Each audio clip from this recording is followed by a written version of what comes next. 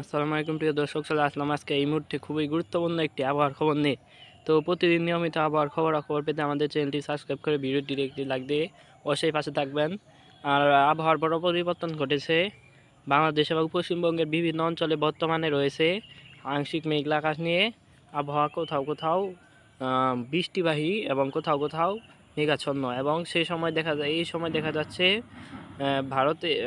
বাংলাদেশের দিকে একটি তীব্র বজ্রপাত ঘটতে গেছে এবং ঘটছে। দেখা যাচ্ছে তীব্র কালো ঘন মেঘ এবং কালবৈশাখীর আকারে এটি চলমান রয়েছে বাংলাদেশের সিলেট বিভাগের দিকে, এবং কালাই মাদান রাজশাহীর দিক দিয়ে, ঢাকার দিক দিয়ে, কুমিল্লার দিক দিয়ে হালকা পাতলা ঝড় বৃষ্টি হতে পারে। তো আমরা আমাদের আপডেটটিকে বৃষ্টিবাহী মোডে গিয়ে প্লে করে দিই। তো আমরা বর্তমানে রয়েছি বৃষ্টিবাহী মোড অনুযায়ী বর্তমানে বাংলাদেশের সিলেট, মৌলভীবাজার, মাদান, বিশ্বনাথ নামের দিক দিয়ে, বিশম্বরপুরের দিক দিয়ে, ময়মনসিংহ, সরিষাবাড়ির দিক দিয়ে, বিশেষ করে সিলেট, মাদান, কিশোরগঞ্জ, মৌলভীবাজারের দিক দিয়ে তীব্র থেকে অতি তীব্র কালবৈশাখী ঝড় বয়ে যেতে পারে কিছুক্ষণের মধ্যে, বা তীব্র থেকে অতি তীব্র বজ্র ঝড় বা বজ্র বৃষ্টি ঘটতে পারে। তো তারপর অতি সময়ে দুপুর 12টার দিকে সেই সিলেট বিভাগের দিকে বৃষ্টিপাত হতে পারে ভারী থেকে অতি ভারী। এবং আমরা আমাদের আপডেটটিকে আরেকটু প্লে করে দিই। প্লে করা দেখা যাচ্ছে দুপুর 3টার দিকে বৃষ্টিপাতটি কমে যেতে পারে, এবং সেই বৃষ্টিপাতটি বাংলাদেশের লাকসাই, কাপাসিয়ার দিকে অগ্রসর হতে পারে হালকা পাতলা হয়ে। এবং আমরা আমাদের আপডেটটিকে সরাসরি রাত 8টার দিকে নিয়ে যাই, তো দেখা যাচ্ছে রাত 8টার দিকে বাংলাদেশের দক্ষিণ বা মধ্য অঞ্চলে এই বৃষ্টিপাতটি চলে যেতে পারে, যেমন লাকসাই, কিশোরগঞ্জ, কাপাসিয়া, নাগেরপুর, ঢাকা, ফরিদপুর, শালকুপার দিকে এই বৃষ্টিপাতটি চলে যেতে পারে। এবং আমরা আমাদের আপডেটটিকে আরেকটু প্লে করে দিই আগামীকাল বুধবার 23শে এপ্রিল সকাল 6টার দিকে চলে যায়। দেখা যাচ্ছে সে সময় বাংলাদেশের সিলেট বিভাগে হালকা পাতলা বৃষ্টিপাত হতে পারে, এবং বাংলাদেশের পুরো বাংলাদেশ এবং ভারতবর্ষ ফাঁকা থাকতে পারে। এবং আমাদের আপডেটটিকে আরেকটু প্লে করে দিই 3টার দিকে চলে যাই। দুপুর 3টার দিকে দেখা যাচ্ছে সে সময় বৃষ্টিপাতের প্রবণতা কম এবং তাপমাত্রা বৃদ্ধি পেতে পারে যা দেখা যাচ্ছে। এবং আমরা আমাদের আপডেটটিকে রাত 10টার দিকে নিয়ে যাই, দেখা যাচ্ছে সে সময় বাংলাদেশের সিলেট, মৌলভীবাজারের দিকে বৃষ্টিপাত হতে পারে। তো আমরা আমাদের আপডেটটিকে আরেকটু প্লে করে দিই বৃহস্পতিবার 24 তারিখে নিয়ে যাই। 24 তারিখে কোনো বৃষ্টিপাত রয়েছে কি না আমরা দেখে নিই একবার। তো দেখা যাচ্ছে 24 তারিখে সেরকম কোনো বৃষ্টিপাতের সম্ভাবনা নেই। তো আমরা আমাদের আপডেটটিকে শুক্রবার নিয়ে যাই 25 তারিখ।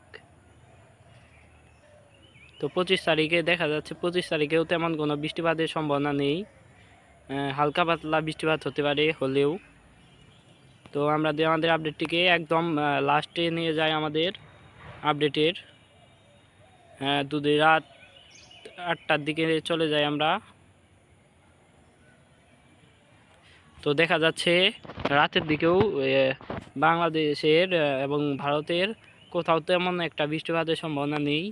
তো এখন শুধু তাপমাত্রা বৃদ্ধি পেতে থাকবে এবং তীব্র তাপদাহ বয়ে যেতে পারে দেশের বিভিন্ন অঞ্চলে আগামীকাল থেকে বা আগামীকালের পরবর্তী দিন থেকে। তো আমরা আপনাদেরকে সতর্ক মোডে নিয়ে যাই, সতর্কতা মোডে আমরা চরম পূর্বাভাসের মোডে নিয়ে যাই। আমরা তাপমাত্রাটি দেখে নিই চরম পূর্বাভাস মোডে। দেখা যাচ্ছে আজ বাংলাদেশের বাইরে ভারতের দোহারের দিক দিয়ে, ধানবাগের দিক দিয়ে, রাজশাহীর দিক দিয়ে, মালদার দিক দিয়ে, বগলপুরের দিক দিয়ে হালকা পাতলা বৃষ্টিপাত হতে পারে। হালকা থেকে মৃদু ধরনের তাপপ্রবাহ বয়ে যেতে পারে, এবং সে সময় বাংলাদেশের উত্তর পশ্চিম অঞ্চল, মহাদেবপুরের দিক দিয়ে, রাজশাহীর দিক দিয়ে হালকা পাতলা তাপপ্রবাহ বয়ে যেতে পারে। এবং তার পরবর্তী দিন 23 তারিখ থেকে এটি আরও বৃদ্ধি পেয়ে বাংলাদেশের ময়মনসিংহ হয়ে বাংলাদেশের টাঙ্গাইল থেকে শুরু করে কাপাসিয়া, সিরাজগঞ্জ, সরিষাবাড়ি, বগুড়া, সিংড়া, মহাদেবপুর, গুয়াহাট হয়ে বাংলাদেশের উত্তরাঞ্চলের রংপুর, মাদান, কিশোরগঞ্জ, লাকসাইয়ের দিক দিয়ে, মৌলভীবাজারের দিক দিয়ে, আগরতলা, কাপাসিয়ার দিক দিয়ে এটি বিরাজ করতে পারে, এবং এটি ভালোই শক্তিশালী হতে পারে তাপপ্রবাহটি। এবং এটি বাতাসে আর্দ্রতা বেশি থাকার কারণে গুমট গরম পরিস্থিতি সৃষ্টি হতে পারে বাংলাদেশের বিভিন্ন অঞ্চলে আগামীকাল বুধবার 23শে এপ্রিল থেকে। তো তার পরবর্তী সময়ে দেখা যাচ্ছে সেই গুমট গরমটি তীব্র আকার ধারণ করতে পারে বাংলাদেশের দিকে, বাংলাদেশের মহাদেবপুরের দিক দিয়ে রাজশাহীর উত্তরে, এবং সেটি নলহাটি ভারতের দুমকা শিউরের দিকে কিছুটা কমতে পারে, তবে বাংলাদেশের দিকে সেটি বৃদ্ধি পেতে পারে।